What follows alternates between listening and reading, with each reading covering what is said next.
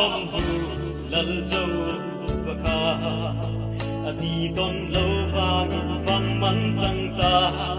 cái tổ ra tôn lâu cả cái đi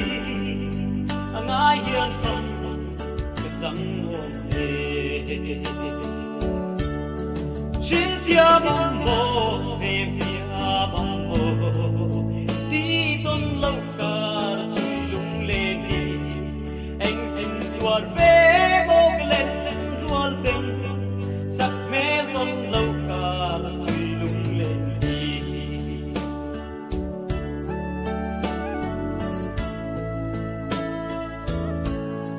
cây giáng lên luôn suy lung lên sông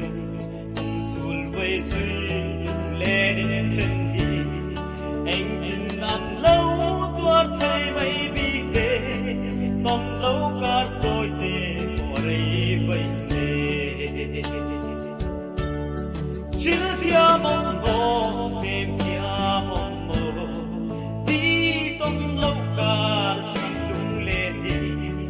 anh tìm tuột về bốc lên tuột tình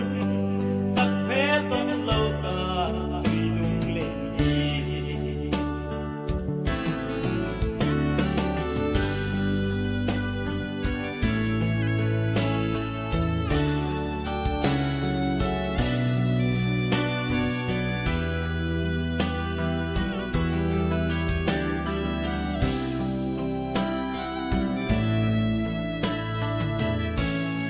Pam hai tất cả đi nè buồn rem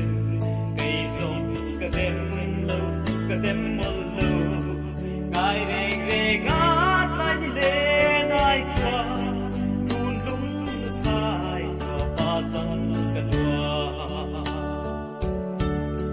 chưa tia bóng mồ em tia bóng mồ